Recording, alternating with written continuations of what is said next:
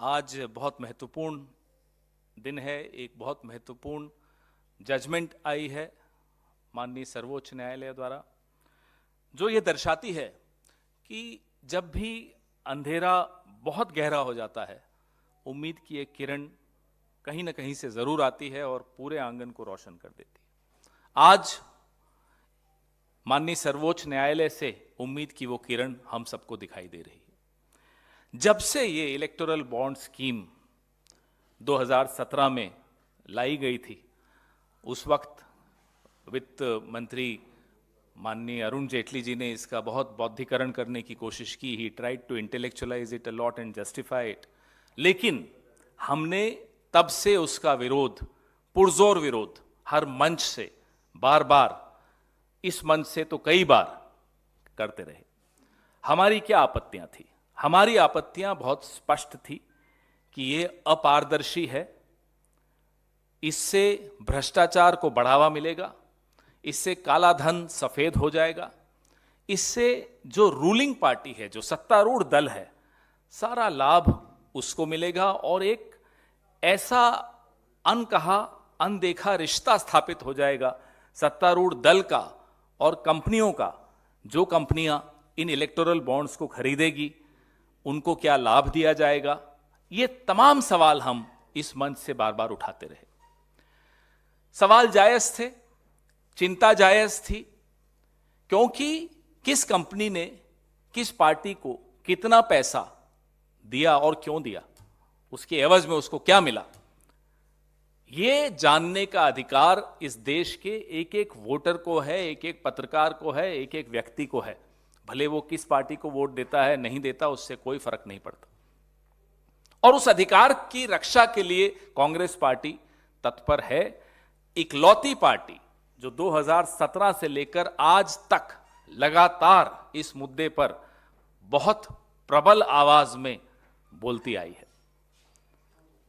अब जो 95% electoral bonds का पैसा एक पार्टी यानी कि भारतीय जनता पार्टी को मिला, हम भी ये जानना चाहते हैं, देश भी ये जानना चाहता है कि उसके एवज में आपने क्या हवाई अड्डे बेचे हैं, आपने क्या कोयले की खदानें बेची हैं, आपने क्या किया है, या एमएलए खरीदे हैं, या नए सूट सिलवाए हैं। ये जानने का हक हम सबको है। या नए हवाई जहाज खरीदे हैं, हमें नहीं मालूम आपने क्या खरीदा। 95% यानी कि 5,200 करोड़ रुपए भारतीय जनता पार्टी के अकेले के खाते में इलेक्टोरल बॉन्ड से आया है। हम माननीय सर्वोच्च न्यायालय के इस आदेश का खुले दिल से स्वागत करते हैं और हम ये मांग दोहराते हैं कि SBI, state bank of India, उस तमाम जानकारी को सार्वजनिक पटल पर रखे जिससे कि जनता को यह मालूम पड़े किसने कितना पैसा किसको दिया। आपको याद होगा कि यह electoral bond scheme Bharatiya Janata party की मोदी सरकार मनी बिल के तौर पे लेकर आई थी, ताकि राज्यसभा में इस पर कोई चर्चा ना हो, कोई बहस ना हो और सीधा पारित हो जाए।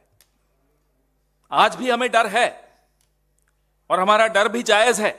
हमारा डर यह है कि कहीं फिर से कोई अध्यादेश जारी ना हो जाए ताकि इस सुप्रीम कोर्ट के आदेश से बच जाए सरकार। ये डर हमारा जायज है। इस डर को हम आपके साथ साझा कर रहे हैं।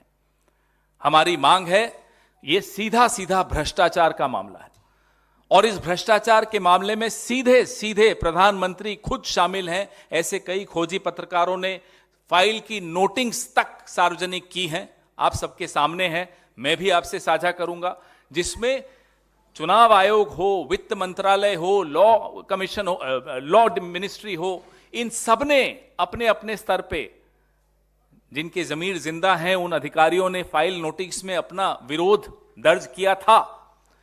उस विरोध को नजरअंदाज करते हुए किस तरह से ये थोपी गई इलेक्टोरल बॉन्ड स्कीम इस देश पर, यह हम सब ने देखा। आज प्रधानमंत्री एक्सपोज हो गए हैं, बेनकाब हो गए हैं, उनका भ्रष्टाचार बेनकाब हो गया।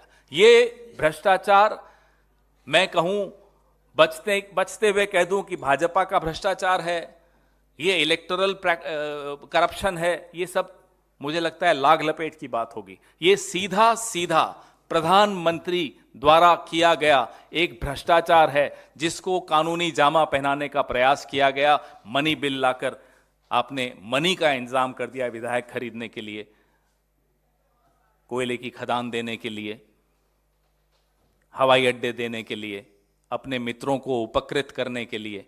यह आपके सामने है आज। मैं फिर से हमारी पार्टी की ओर से, इस देश की जनता की ओर से उन तमाम वकीलों को, एक्टिविस्ट को, एनजीओस को, माननीय सर्वोच्च न्यायालय को खुले दिल से धन्यवाद देते हैं कि आपने एक ऐसा आदेश आज पारित किया है जिससे लोकतंत्र के जिंदा रहने की उम्मीद हम सबके मन में जागी है। आपके सवाल। सुप्रीम कोर्ट ने कहा है कि 12 अप्रैल 2019 से लेकर के अब तक का आपको हिसाब किताब देना। बिल्कुल देना चाहिए, यही मांग हम बार बार करते आए हैं। हमने तो कहा था कि एसबीआई सार्वजनिक क्यों नहीं करता। ये जो जानकारी होती है कि किस कंपनी ने किस पार्टी को कितना पैसा दिया, आपको हैरानी होगी कि वो जानकारी रूलिंग पार्टी को जरूर मिल जाती है। तो बताइए, क्या ये लेवल प्लेइंग फील्ड है? और जब रूलिंग पार्टी को ये पता चलेगा कि संजीव ने कांग्रेस पार्टी को पैसा दिया है, तो क्या संजीव की जान माल सुरक्षित रह सकता है? क्या ये व्यापार फिर भी कर सकेगा? यही हमारी आपत्ति थी। आप सार्वजनिक करिए, पूरी जानकारी करिए कि 5200 करोड़ किसने दिया भारतीय जनता पार्टी को, उसकी एवज में उन कंपनीज को भारतीय जनता पार्टी की सरकार ने क्या क्या उपकार किए उन कंपनीज पर, उनको क्या क्या लाभ पहुंचाए। This is our question, what is the quid pro quo? How can 95% of the proceeds of electoral bonds go to one political party, which is the ruling party? Therefore our question is, in lieu of that money, have you sold, have you given coal mines to those companies? Have you allowed those companies to operate airports? What is the quid pro quo? This is our question.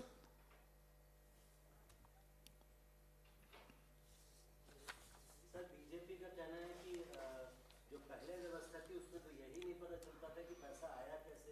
पहले की व्यवस्था में कंपनियों को अपने 3 साल के profit का 7.5% अंश वो राजनीतिक डोनेशंस में दे सकते थे। इलेक्टरल बॉन्ड स्कीम में यह व्यवस्था हटा दी गई। अब अगर कोई कंपनी किताबों में 1 रुपया प्रॉफिट दिखाती है और चुपचाप से टेबल के नीचे से 100 करोड़ किसी पार्टी को चंदा दे देती है, तो मुझे और आपको इसकी जानकारी नहीं मिलेगी। हम तो यही मान लेंगे कि साहब इस कंपनी का 1 रुपया प्रॉफिट है, या हो सकता है 1 रुपया लॉस है। इससे क्या होता है? इससे यह होता है कि शेल कंपनीज के माध्यम से काला धन सफेद होता है, घूमकर विदेशों से कई देशों का दौरा करते हुए वो पैसा आता है और 7 सितारा कार्यालय एक पॉलिटिकल पार्टी का यहां से कुछ किलोमीटर दूर बन जाता है।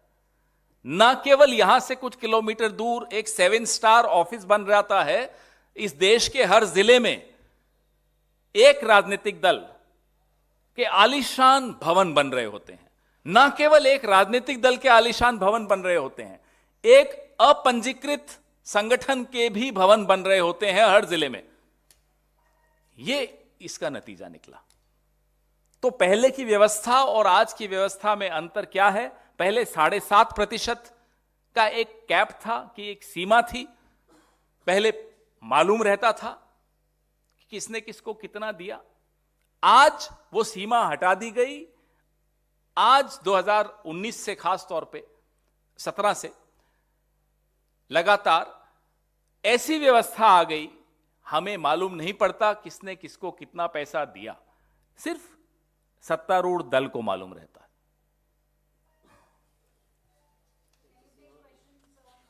नहीं, this is the most important. I am sorry, please, we ओwe it to the democracy of this country to please focus on this. While you are attacking BJP, a significant chunk of Congress's donation also comes through electoral bonds. Like if you see the 2022 audit report, about 2/3 of the donations 95%, my dear friend, goes to the ruling party of India. And you are interested in the remaining 5%, how much of it came to the Congress party? Well, we have been demanding that this scheme be very transparent. Let the people of India know, because it's their right to know, how much money has been given by whom to which political party. So if we had something to hide, I am sorry, we wouldn't have been the first and the only party to be demanding this transparency. And we again reiterate our demand that the SBI should make every single penny which came to any political party public. क्योंकि इस सरकार की आदत है, इस सरकार ने इतना महत्वपूर्ण कानून मनी बिल के जरिए पिछले दरवाजे से इस देश में लेकर आई, और कोई पहली बार नहीं होगा कि अध्यादेश लाएगी। हर बार इस सरकार की आदत है कि अध्यादेश के रास्ते से जाकर कुछ भी कर सकती है। तो इसलिए हम ये मांग भी अपनी सार्वजनिक कर रहे हैं कि ये भ्रष्टाचार का मामला है, प्रधानमंत्री के दरवाजे पर जाता हुआ भ्रष्टाचार का मामला है, ये उनके बगैर कुछ पत्ते भी नहीं हिलते इस शहर के, क्या इस देश के, और सुना आजकल विदेशों के भी। तो इसलिए ये भ्रष्टाचार पे आज एक जो हम लोगों का लगातार एक स्टैंड रहा है, उस पे आज माननीय सर्वोच्च न्यायालय ने अपनी मुहर लगा दी है। आज के बाद इलेक्टोरल बॉन्ड्स किसी और रास्ते से, खिड़की, रोशनदान, पिछले दरवाजे से नहीं आने चाहिए इस देश में, और अभी तक की सारी जानकारी एसबीआई को, चुनाव आयोग के सामने रखनी चाहिए और उसको सार्वजनिक करना चाहिए। देश के हर नागरिक को यह जानने का हक है। पूछिए, अभी बहुत सवाल हो सकते हैं, मेरे दिमाग में बहुत सवाल हैं। नहीं नहीं, आप पूछिए, बिल्कुल पूछिए। इसी पर ना, हाँ हाँ, वो कह रहे हैं कि जब पहले पैसा मिलता था तो क्विड प्रो क्वो की बात तो पहले भी होनी चाहिए थी, जब पहले आपकी सरकार थी। पहले कोई ऐसी कंपनी जो 1 रुपये का प्रॉफिट दिखाए और 100 करोड़ दे दे, ये संभव नहीं हो सकता था। शेल कंपनीज के माध्यम से इस तरह से काला सफेद होने का कोई संभावना नहीं थी। अब इलेक्टोरल बॉन्ड स्कीम के जरिए यह बहुत आसान हो गया है कि कोई भी 10 शेल कंपनीज कहीं भी खोल दे और चुपचाप से इलेक्टोरल बॉन्ड्स खरीद ले। किस किस को मालूम है? एसबीआई और शहंशाह, और किसी को मालूम नहीं पड़ेगा। और उसके एवज में वो शहंशाह कुछ भी दे सकता है उस कंपनी को, कोयले की खदान दे सकता है। जो बार बार इस मंच पर बैठकर राहुल गांधी ने कितनी बार उनके मित्र गौतम अडानी के विषय में बहुत चर्चा की है। अब हम सब जानना चाहते हैं कि एक विशेष कृपा अपने दोस्त पर जो आपकी हुई है, क्या ये 5200 करोड़ का इससे कोई लेना देना है? हम ये जानना चाहते हैं। भाई ये तो सुप्रीम कोर्ट ने आज कह ही दिया सब कुछ, और जो हम पिछले 6 साल से मांग कर रहे थे, आज उस पर मोहर सुप्रीम कोर्ट ने लगा दी। हमारी तमाम आपत्तियों पर सुप्रीम कोर्ट की मोहर लगी है। तो हम तो आज प्रसन्नचित होकर फिर से अपनी मांग भी दोहरा रहे हैं कि सार्वजनिक किया जाए, और सुप्रीम कोर्ट ने भी आज यही कहा कि सार्वजनिक किया जाए सारे आंकड़े।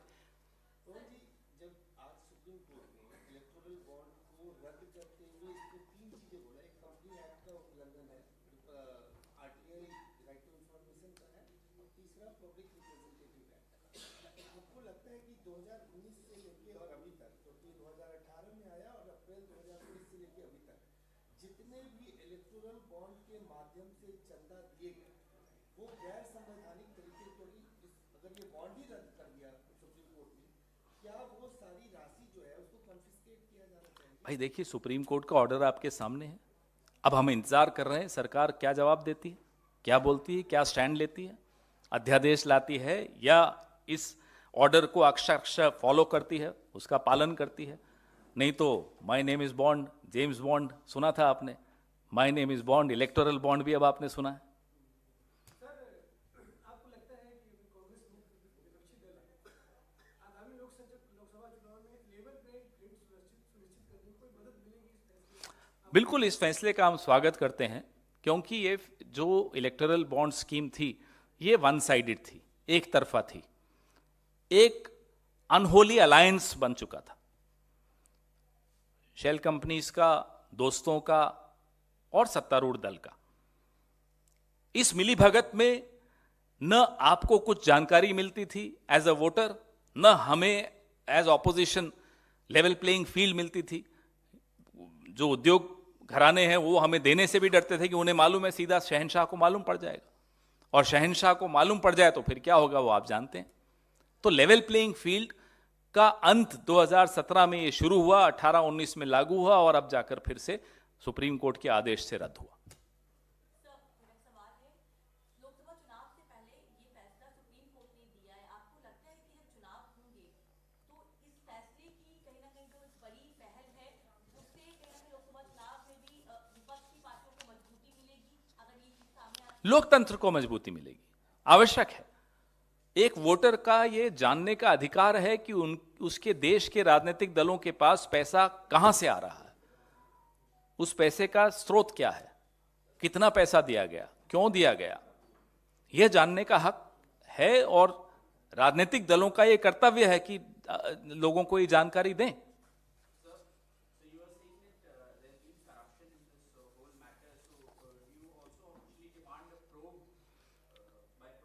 I think this is something so serious that heads should roll.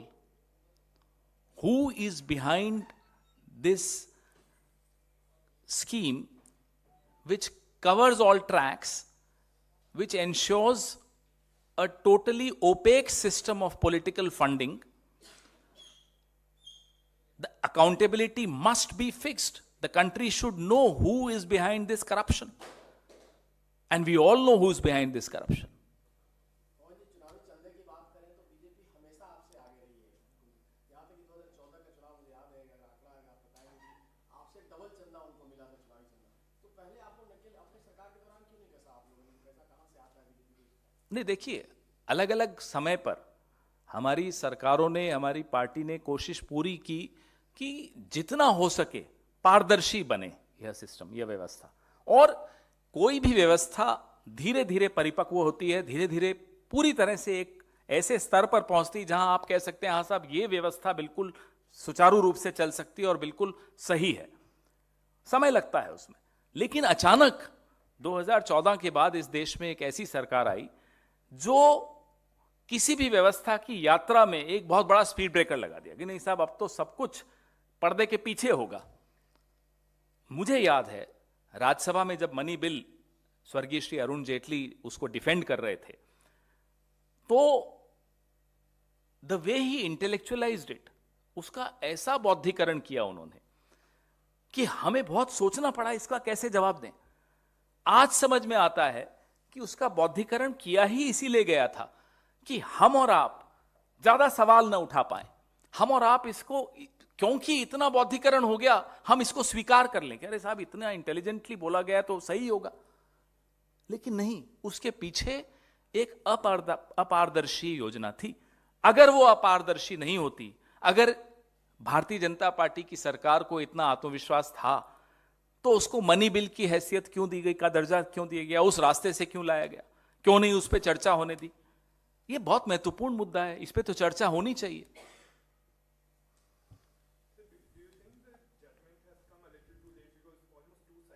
It's never too late to defend and to protect democracy. It's never too late.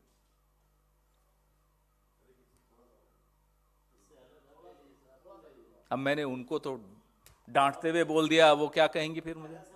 चलिए पूछिए। सर एक सवाल है, there's a video that's going viral in which the farmer leader is saying that Modi का graph नीचे लाना है इसलिए हम farmer। अब क्या वो फार्मर अपना मंशा राजनीतिक क्लीनिंग्स नहीं बता सकता? क्या वो नहीं बोल सकता कि मैं इस देश में अलग तरह की राजनीति चाहता हूं? किसान बोल दे कि मुझे मोदी को हराना है तो वो देशद्रोही हो गया? कमाल है साहब। 2014 में तो आप में से कई लोग बोलते थे कि हमें कांग्रेस को हराना है, तो हमने तो आपको देशद्रोही नहीं कहा था। उसमें क्या हो गया? किसान का हक नहीं है क्या? वो वोटर नहीं है क्या? मोदी जी को वोट दे तो वो हिंदुस्तानी है, देश प्रेमी है, देशभक्त है। मोदी जी के खिलाफ बोले तो वो देशद्रोही है। ये किस तरह की व्यवस्था ला रहे हैं साहब? सर ये प्रोटेस्ट मोदी जी का ग्राफ नीचे लाने के तो करना चाहते हैं लोग, क्योंकि ये ग्राफ बहुत ही आर्टिफिशियल ढंग से ऊंचा किया गया है बॉट्स के माध्यम से। सोशल मीडिया में किस तरह से इस ग्राफ को ऊंचा रखा जाता है हम भी समझते हैं, आप भी समझते हैं। आर्टिफिशियल इंटेलिजेंस का दुरुपयोग हम भी देख रहे हैं, कौन क्या क्या कितना कितना कर रहा है। वक्त आने दीजिए, कई लोग तिहाड़ में होंगे। सुन लीजिए ये ग्राफ कैसे ऊपर रखा जाता है, अब आप सुन लीजिए, क्योंकि उसमें आप सब भी भागीदार हैं, आपके जो मालिक हैं वो भी भागीदार हैं। कैसे उन पर दबाव होता है, उन पर किस तरह की व्यवस्था होती है, आपस में किस तरह की लेन देन होती है कि वो ग्राफ ऊपर रखा जाए। कौन है हिरेन जोशी? मैं फिर पूछता हूं, क्यों आप लोगों को एसएमएस भेजते हैं, वो क्यों व्हाट्सएप मैसेज आते हैं आपके एडिटर्स के पास हिरेन जोशी के? ये ग्राफ ऊपर ऐसे रखा जाता है। तो अगर कोई इस ग्राफ को सही मांगों को लेकर सड़क पर उतर रहा है नीचे लाने के लिए, तो क्या गलत है? ये ग्राफ ऊपर ही रहेगा और आर्टिफिशियल ही रहेगा। क्यों? हेडलाइन मैनेज की जा रही है जिस देश में, वहां आप कहते हैं कि ग्राफ ऊपर क्यों नहीं रहना चाहिए। असल में क्या है, बाहर आकर देखें ना मोदी जी, बुलाएं किसानों को अपने घर पे, या जाएं किसानों से मिलने, जाएं बेरोजगार नौजवानों से मिलने। 1 घंटे में 2 बेरोजगार नौजवान आत्महत्या कर रहे हैं इस देश में। ये ग्राफ ऊपर दिख रहा है आपको?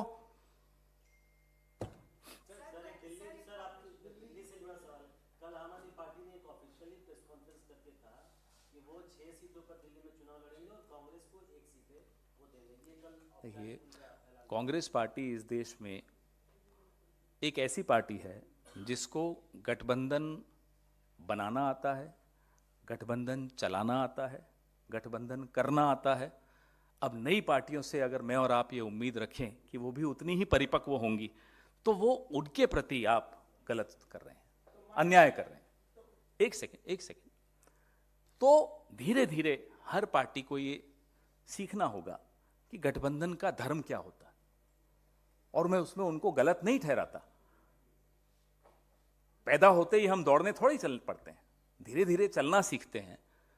पहले घुटनों के बल चलते हैं, फिर उठते हैं, फिर धीरे धीरे चलते हैं, फिर दौड़ना सीखते हैं।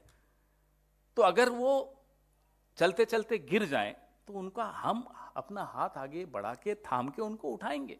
हम उनके खिलाफ नहीं बोलेंगे, अरे साहब आपने ऐसा क्यों बोल दिया। ठीक है, समय लगेगा, समझ बनने में समय लगता है। देखिए, इंडिया अलायंस है अभी। अब कोई जो निकलना चाहता है, जैसे एक पार्टी निकली, वो निकली। आज की तारीख में गठबंधन आपके सामने है, उसके सदस्य सब हैं। जब तक कोई अधिकृत घोषणा किसी एक तरफ से नहीं होती, तब तक गठबंधन है।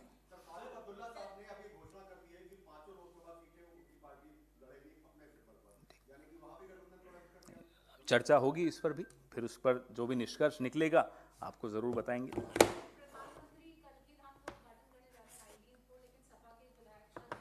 रास्ते में किसानों से मिलने, उनको कहना आते हुए मिलने, जाते हुए मिलने, कभी मिलने, और हेलीकॉप्टर में ना जाएं, बाय रोड जाएं, ताकि कील हट जाए रास्ते से।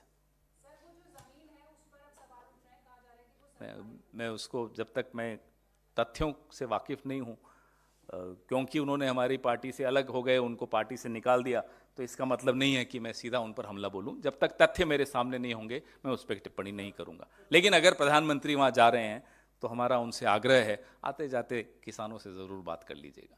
सोनिया गांधी ने एक बहुत ही भावुक चिट्ठी लिखी है रायबरेली के लोगों को, और रायबरेली को अपना घर बताया है और कहा भविष्य में भी आप हमारा साथ देंगे। तो कैसा रिश्ता है रायबरेली का और सोनिया गांधी? ये एक दिल का रिश्ता है, दिल का भी रिश्ता है और दर्द का भी रिश्ता है।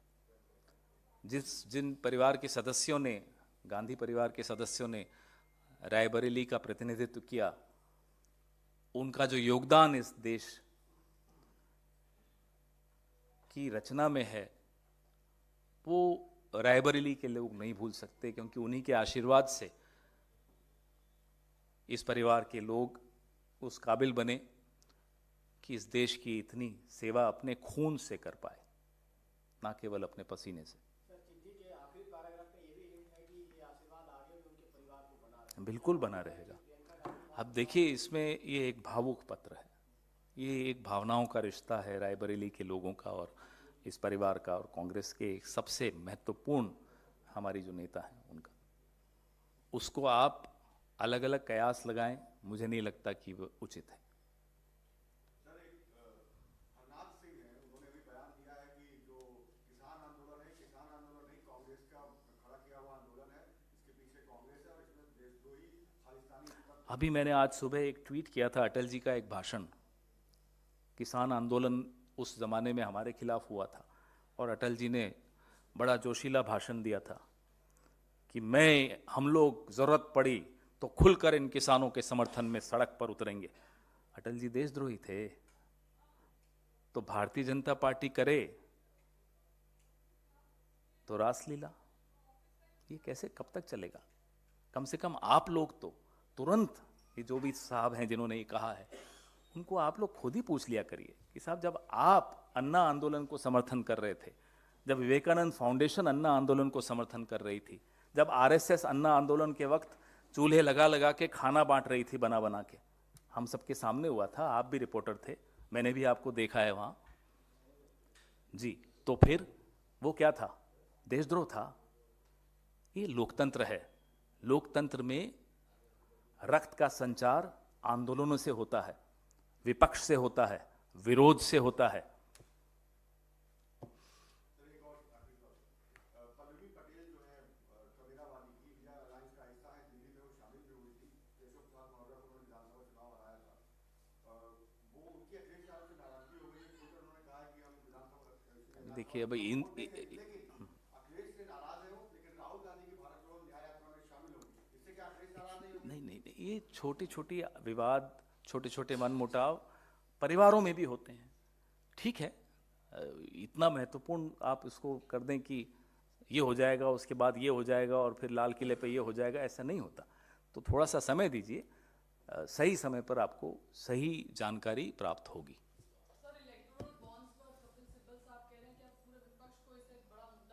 ये मुद्दा है, ये मुद्दा बन चुका है, ना केवल पूरे विपक्ष के लिए, बिल्कुल सही कह रहे हैं सिब्बल साहब, ये मुद्दा इस देश के नागरिकों के लिए बन चुका है।